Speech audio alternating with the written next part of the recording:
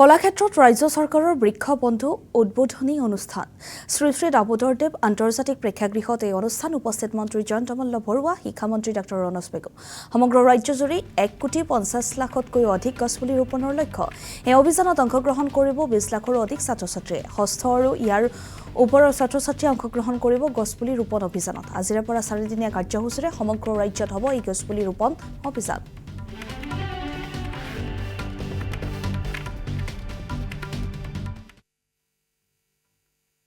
শিক্ষা বিভাগক বিশেষভাৱে ধন্যবাদ দিম যে শিক্ষা বিভাগক আমি বিচাৰিছিলো যে আপোনালোকে আহি এই ৰেজিষ্ট্ৰেচনৰ সময়ত আমাৰ ছাত্ৰ-ছাত্ৰীসকলক সহায় কৰক শিক্ষা বিভাগে আগবাঢ়ি আহিলে আৰু আজি মই নিজে আচৰিত হৈছো আমাৰ লক্ষ্য আছিল 10 লাখ আজি 21,28,495 গৰাকী ইতিমধ্যে ৰেজিষ্টাৰ কৰিলে আৰু সকলোৰে হাতত আমি গছ পুলি তুলি দিবলৈ ওলাইছো আৰু অসম চৰকাৰৰ বন বিভাগে এইকেইটা দিন সকলো শিক্ষানুষ্ঠানতে 11,277খন শিক্ষানুষ্ঠানত আমি 1,57,00,000 গছ পুলি ইতিমধ্যে বিতৰণ কৰিলো আৰু আজি স্কুলসমূহৰ পৰা ছাত্ৰ-ছাত্ৰীসমূহে এই গছ পুলিবিলাক নিজৰ নিজৰ অঞ্চললৈ নি বৃক্ষৰোপণ কৰিব গতিকে আমাৰ কাৰণে এটা বহুত ডাঙৰ বৃক্ষ আন্দোলন ইয়াৰ আগতে আমি এই ধৰণৰ বৃক্ষৰোপণ কাৰ্যসূচী কৰিছিলো আমাৰ চৰকাৰে মাননীয় মুখ্যমন্ত্ৰী হিমন্ত বিশ্ব শৰ্মা ডাঙৰীয়াৰ নেতৃত্বত যোৱা সময়তো আমি বিভিন্ন সময়ত এই অমৃত বৃক্ষ আন্দোলনৰ কাম কৰিছো কিন্তু ইমান বেছি ছাত্ৰ-ছাত্ৰীক জড়িত কৰিব পৰা নাছিলো ইয়াৰ আগতে আমি আমাৰ আই মাতৃসকলক আমাৰ যিবিলাক আত্মসহায়ক গোটৰ আই মাতৃসকলক জড়িত কৰি বিভিন্ন সময়ত আমাৰ ফৰেষ্ট ডিপাৰ্টমেণ্টৰ লোক পুলিচৰ লোক সেনা বাহিনীৰ লোক এনেকুৱা ধৰণৰ বিভিন্ন সময়ত এই লোকসকলক জড়িত কৰি বিভিন্ন সময়ত আমি বৃক্ষ আন্দোলন কৰিছো প্ৰধানমন্ত্ৰী ডাঙৰীয়াই এই অমৃত বৃক্ষ আন্দোলন যাক আমি এক পেৰ মা কা নাম বুলি কৈছো যে আমাৰ আই নামত এজোপা গছ আমি লগোৱাৰ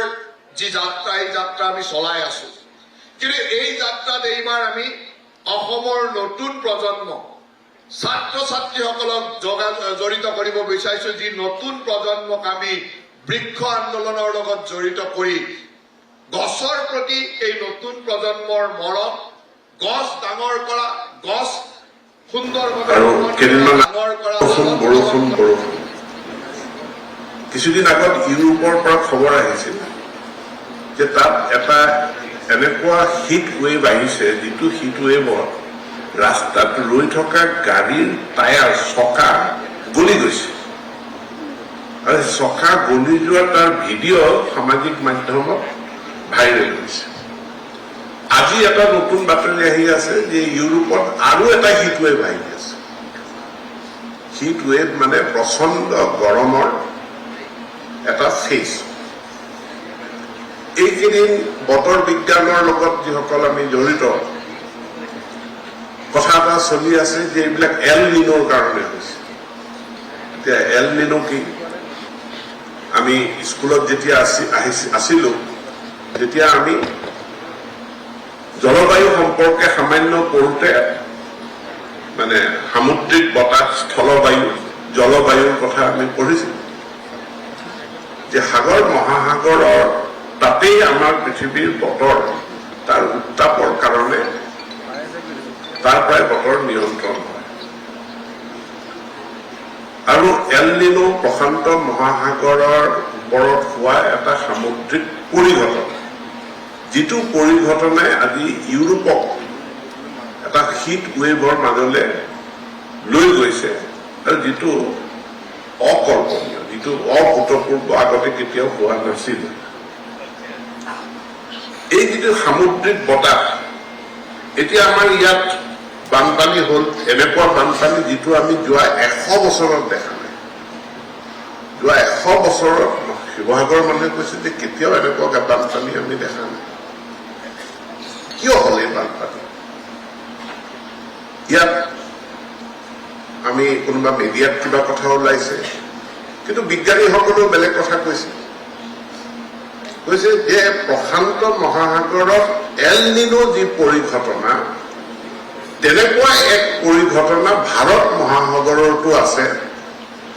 যিটো ইণ্ডিয়ান অ'চিয়ান ডাইপল বুলি কয়,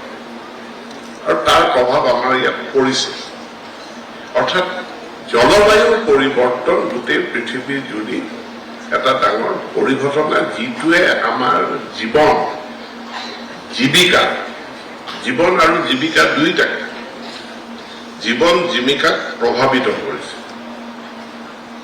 এতিয়া বহুতে কয় মানে গৰম বেছি হৈছে, গৰম বন্ধটো আগুৱাই দিয়ক, পিছুৱাই দিয়ক, যিদিনাখনে গৰম বন্ধৰ বা স্কুলখন বন্ধ দিয়ক জুলাই মাহত।